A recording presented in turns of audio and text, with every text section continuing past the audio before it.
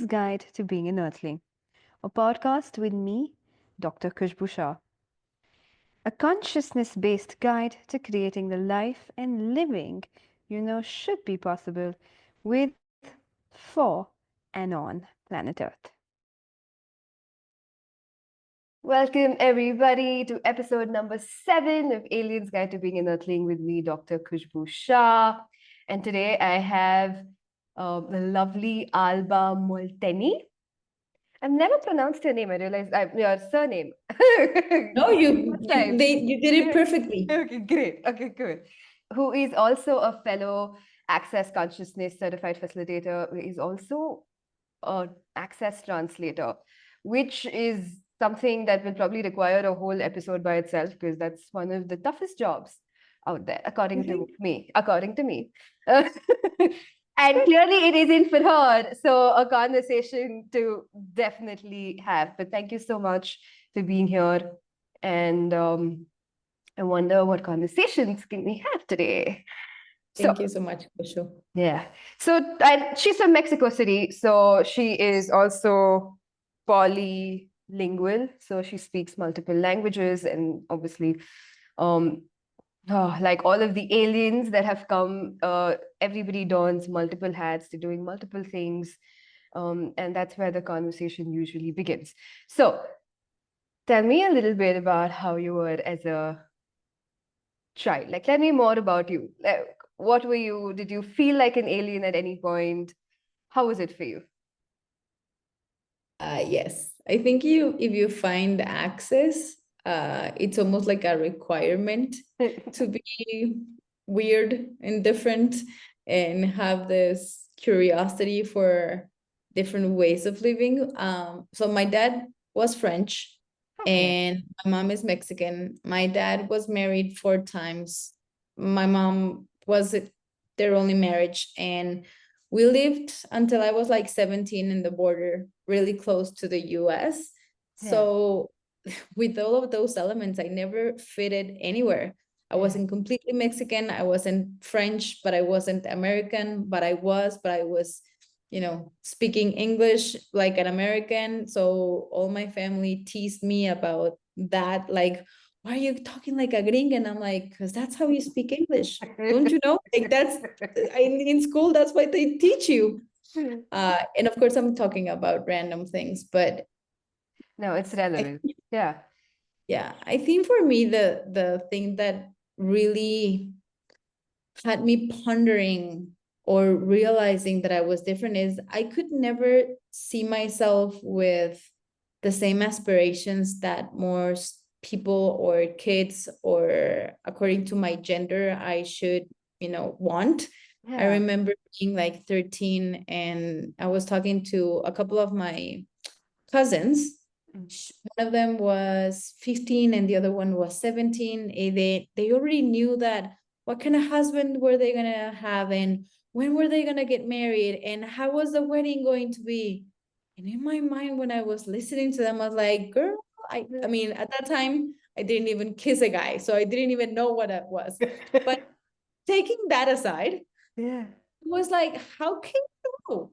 How can you know if you're 15 and 17? Who are you gonna marry and what is he gonna be like? And why did you already predetermine how many kids were you wanting to have? Like all of those things for me were like, I don't get it. I really don't get it. I don't understand. I'm just gonna wait and I'm just gonna be living my life and then maybe I'll see. If that works for me, if that's what I want. So since then, is that how you were thinking? Like, if it works for me, or did you like buy into any form of wrongness, or were you okay with all of it? Like, right to be honest, I was pretty okay with it because my dad had been married 4 times. I had 2 siblings. Well, I had 2 siblings, which is the oldest brother from like his first marriage. And then I had a second brother that I didn't meet because he also died quite young. Okay. And so for me, I remember since I was like also young talking to my dad and saying, hey, you cannot actually tell me that you love a guy until you've had sex with him. So my Mexican mom would be like horrified that my dad would be so crude about telling me all this stuff because, It is like, French. exactly. So I had like extremes in so many Yeah. ways. And that was really cool because then it gave me more choice because I would see like, oh, there's not only one way of doing things, or there's not only one way of reaching something. You can have choice, and I would choose depending on what fitted me most, like, and even though my dad would say all of those, I remember then when I had sex for the first time, I was one of the oldest in my generation. And it was just because I was ready. It was like, now I can do it. If he dumps me or doesn't call me the next day, I'm going to be fine. I'm going to be totally fine if he doesn't call me. That was my cue. When I was totally okay with whatever happens, I'll be okay. I was like, okay, I'm ready to have sex. Let's see how it goes. But it Wow. was just from that, awareness that things are different. Things can be different for a lot of people, and people can choose very many different things. And if you have yourself, if you have your own back, then it doesn't matter who thinks you're doing things correctly or who doesn't. Yeah, love it. Follow what you know. Like, just follow whatever works for you. If it's too early, too late, based on whose point of view. Exactly. So what led you to looking for something, from the little conversations that I've had before with you, I think you've done multiple things even before you sort of found Access. So what is it? Like, what led you to looking for more, and what did you find? What was the first thing that pulled you, and what's your journey like? Yeah. Well, my dad, I had a sister, and she was 8 years old, and I was 11, and she got run over by a car in front of me, and she died. And so that took a whole spin with my family into really looking at making sense out of it. I think that was the first thing that drove my whole family to be like, I don't understand, like, how could this happen?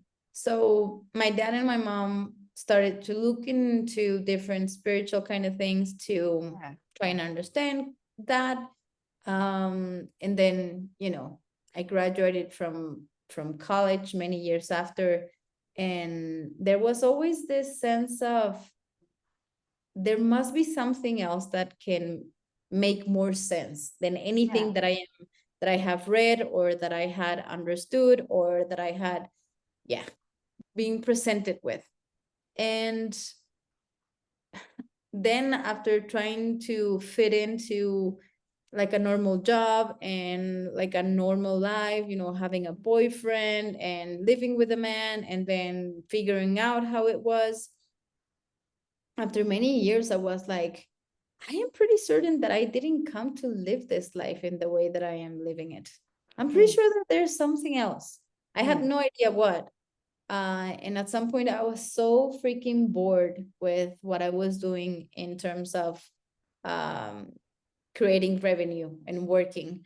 So there was like this question that started nagging me, that it was like, did I really come for this? Like, when I chose to be in this body, in this lifetime, in this moment, did I really come for this? And it was just, at first it was just one question, or that question, once a month or once every 2 months. And then after a time, it was every single day. And I was like, no, I know that I didn't choose this life, or I didn't choose to have only this kind of living.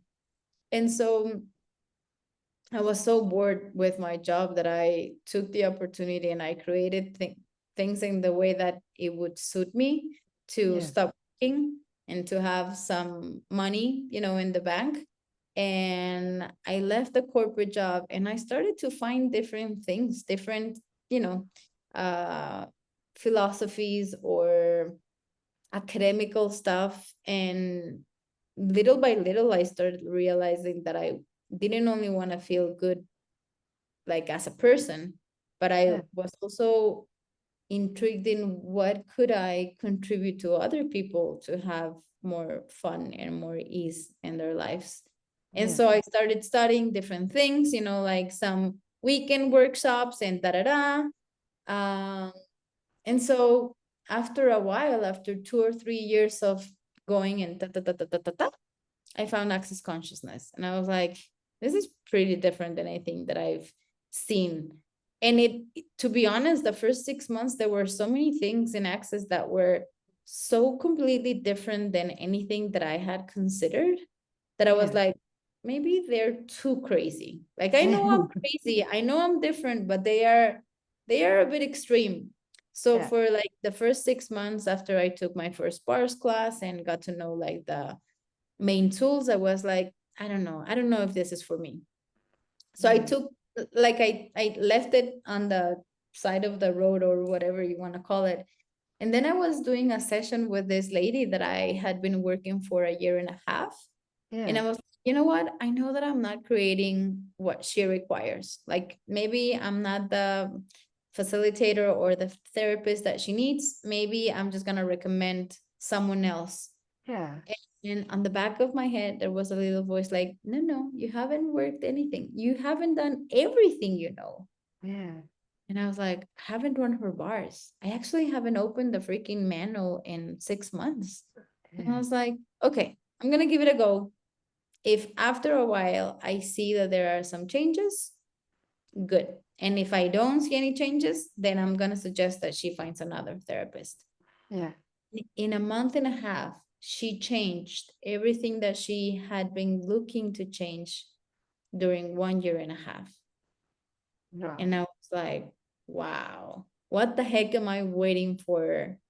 Also to apply these tools and learn something different. So after that, I chose to do my first foundation class. And after I did my foundation class, that I was like, I don't even know who I am anymore. I don't even know what I believe. I don't even know what kind of things that I believed before. I have no idea what this is, but I want more. And after that, I was completely committed. And, you know, as you said at the beginning, I've had many different hats in Access. Hosting, I'm promoting, translating, and it's super fun. It's just a very different way of being and really accessing consciousness. That's the way that I see it.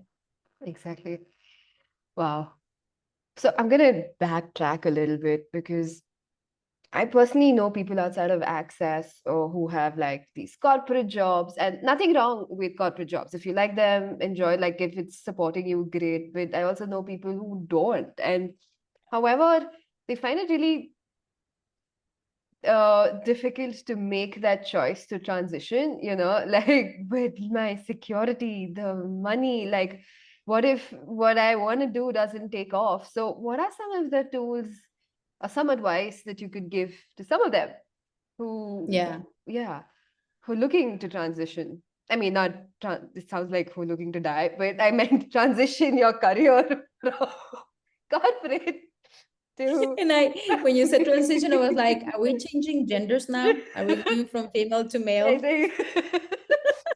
Yes, transitioning from your career that you're not like happy with to something that you don't know what it is yet, but there's something else that you're looking for. What is some of what could you you know what, for me, what really worked was because I had a different partner back then, and he also quit his job, but he didn't have any money. Like, he didn't save up any money. He didn't have like a good payment or settlement when he left his work. And the biggest difference from where he is now and what he chose than what I chose was, I could actually experiment and find out and figure out and go on an adventure of, I have no idea what to do, but I know that I don't need to look for a job next month. Yes. And that created a completely different set of possibilities for me, because what I saw with him was the amount of pressure that he was in, because he was on a timeline to figure out what he wanted. And I wasn't. I was taking my time. I went from one thing to another. I had even considered at some point going back and taking a master's degree, because I studied international affairs. And so I was like, maybe I can go back to college and to a school and see if the academics are different. And because since I was a little girl, I knew that I wanted something different for the world. Like I remember that I was like 17 and I was like, how come I live in Mexico City where you're walking on a street and a house can be worth $1 million and you walk 3 blocks and take a left and you're in a house that you could buy for $1,000? Like, what does that make? Like, how does that get created? How did we create a world where, you know, a kid can die after 2 days out of malnourishment because her mom didn't have access to food? Yeah. And how come is it that a pedophile can get to live up to 80 years old and molest 50 kids? You know, like for me, those kind of things that I know that I'm being very extremist, but No, yeah. were the things that were really getting my attention. And I was like, there must be something different. Yeah. So when I knew that I was bored out of my mind and that I really didn't care if I didn't have the security of a job, it was a leap. Like, I'm not saying that it should be taken lightly, but I really think that if you follow what you know, then the universe is going to provide you with different people, circumstances, information, things that are going to show you the way in that sense. So if you're, you know, like in the middle of, I don't know if I should get my corporate job or my security, maybe just save up for a while so you don't feel that pressure of needing to go back and finding the same. Because for a long time, I was also looking, what did I want to do? What did I want to create? I have a couple of dogs and they're curious, like, what are you I love doing now? it. I can see his reflection in the Yeah. Yeah. window. You're not looking at ghosts, not this time. They're dogs. I know. Ah, okay, Yeah. this is so pragmatic. Yeah, so it's not just like woo-woo shit, take the leap. Yeah, but like be practical, see what's working for you. And I love this. Save up if I mean, what's the gift of your job right now? Use it to where it can support you and simultaneously start, I guess, exploring what you want to explore. Because Totally. yeah, And you know what? Be willing to fuck it up. Be willing to learn things that you've never learned before. yeah. Because like I said, I was working in corporate for 8 years. I was doing insurance stuff. Oh, Nothing to do with access consciousness. I yeah. was a customer relationship manager and I was a project manager. So I was used to dealing with a lot of people with different timelines, with different needs. And I think that's one of the things that makes also translation easy for me, because I've always been used to dealing with many different people that have many different goals. Yeah. And that was super fun to navigate for me.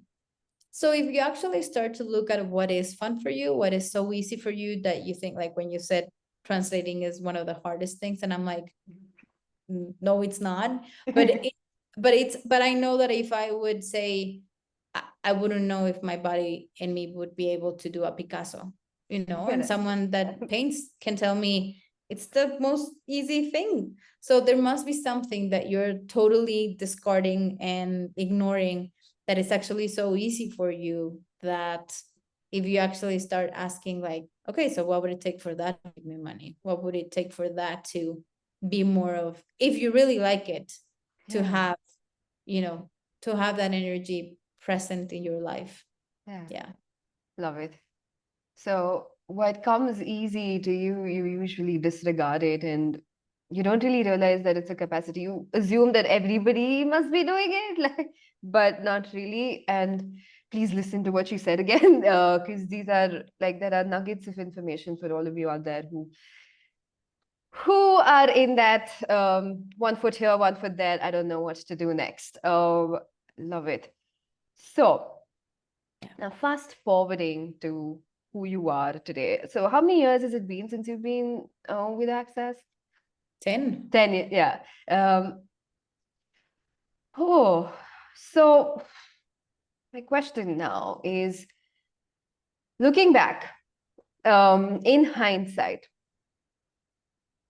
what are some of the capacities that you didn't realize were your capacities that you now can see that they were actually my capacities, something that you can explore?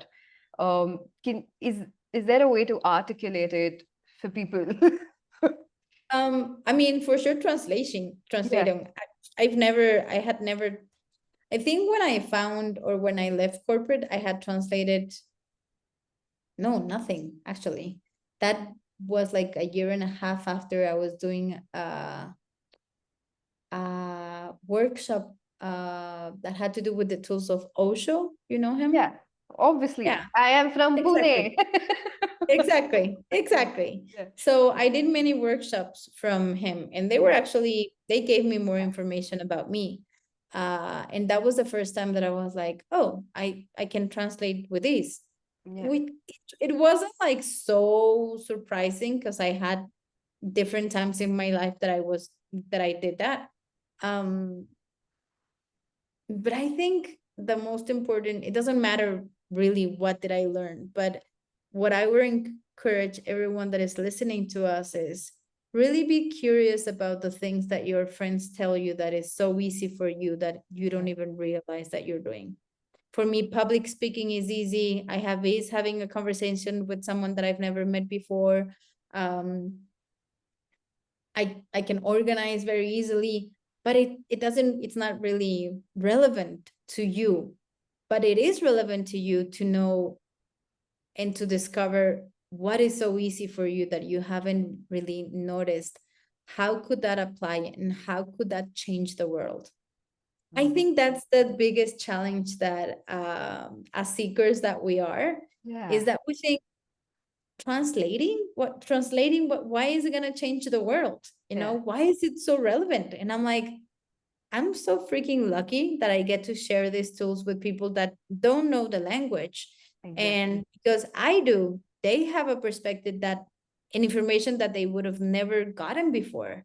And it doesn't need to be big, you know, like if you notice that you have is in talking to people, if you notice that you have is running a marathon with not a lot of training, like those kind of things, if you allow to be surprised by yourself, to really go out of the definitions of what you are and how you need it to be and what you're capable of.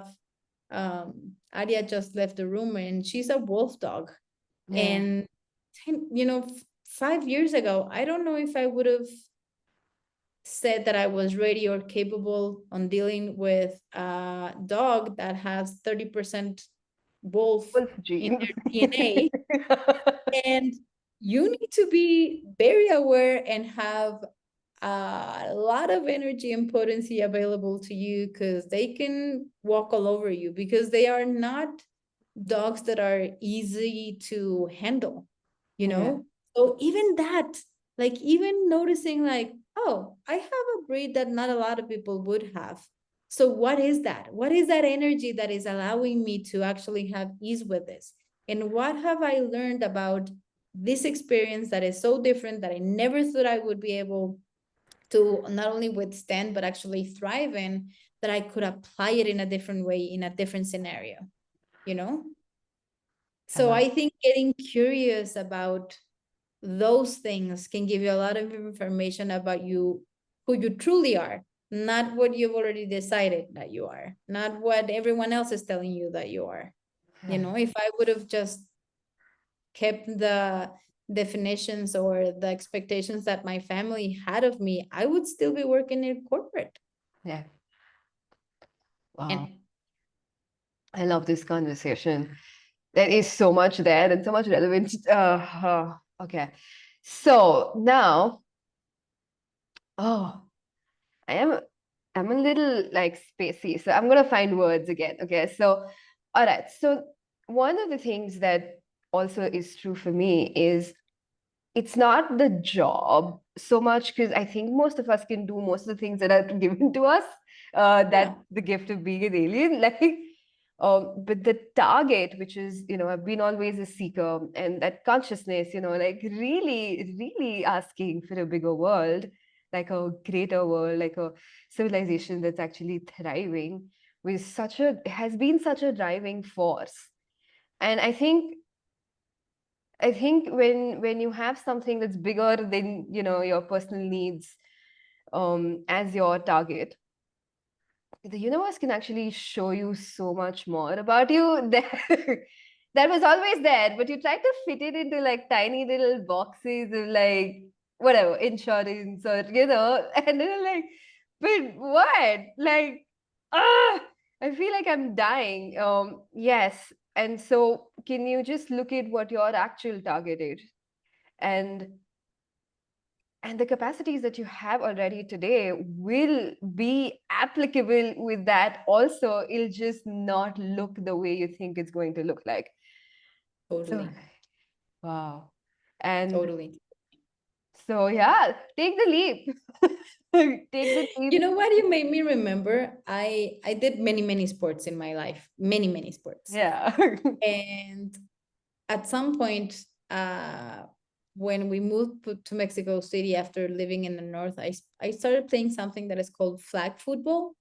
That Uh-huh. it's like American football, but it's with no contact. Uh-huh. I know. Um, Yeah. and I remember when I started playing, I was like, wow.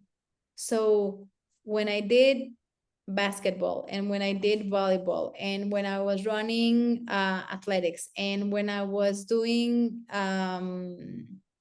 I was swimming and then I was doing something else, I could see all of the movements that I had learned from those other sports that were creating so much more ease and they were making me so much more competitive than anyone else, Yeah. because I was taking whatever I had learned in the past and I was applying it. But it was also my body being aware of that muscle memory.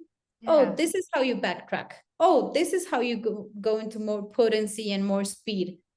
And so just realizing that Yeah. gave me a totally different sense of it's not going to be hard for me to learn the sport and how to play the sport. So if you take that analogy and go back into your life, like what are the things that you have lived? What are the things that you just learned that you could apply it in a different way that could create way more ease in your life? It doesn't need to be big. I was playing volleyball. I just remembered how to backtrack in an easier way and I was fast also going backwards instead of only forwards. But Yeah. it was just like that. Oh, tick, tick, it's here. Like, Yeah. okay, now I can apply it. Yeah. And you know why I started to actually consider being a facilitator after leaving corporate? No. I remember just thinking, well, there must be something different about me because most of the people that I talk to end up telling me their deepest, darkest secrets. And they always talk to me about it and they feel better. That was the only thing that I had for myself. That was the only thing that I had going on into making this big leap, that it wasn't Yeah. really such a leap. Yeah. So if you start like really questioning like, oh, okay, what if I go, what if that was just enough? Yeah. And then see how it is. Try it out. And if it doesn't work and you're complaining about life in 10 years, maybe you should do another leap and find something else. And maybe don't take 10 years on leaping. You know what I mean? I'll take it's fine. Up to you. Oh, I love this. Yeah. So many awesome like conversations, smaller conversations in this big conversation. So please, guys, go and listen to it again. Um, some of the big takeaways for me is obviously whatever's coming to you, like that's easy for you that you're disregarding, please don't disregard. Really look at it, talk to your friends, ask them, get more information from people that truly have your back, about, because sometimes when it's so easy, you're being it, you can't really see it. So sometimes just getting that information from someone who truly has your back can make it so much easier on you. Oh, Yes. take the leap. What is your actual target? Like if you're listening to something like this, are you a seeker at heart, and what are you seeking? And what if you did ignore it? What if that is why you're here. And what if you don't disregard that and enjoy that and live that and have that fulfill your life and everything that you are asking for. And also everything that you've learned before, like anything, all of it is relevant. What if you could use all of it? You don't have to go into any form of regret. Everything that you've ever done is all something that you can use today, and you can use it differently, and you can use it in a way that you truly enjoy. Oh, thank you. And yes, the bars. Please check out the bars. Like, without the bars, we wouldn't even be here talking about these things, like, honestly. Access Bars has, like, wow. I mean, we're here. I am here today, and I can talk about these things because of those beautiful things called as Access Bars, where we'll put information about that in the chat, and we've already spoken about it in some of the other episodes, so just go listen to it. Thank you so much, Alba. This was beautiful, and I will have you again for the different conversation on a different topic. But thank you so much. Stay tuned for more, guys. Thank you so much, Khushboo. Thank you.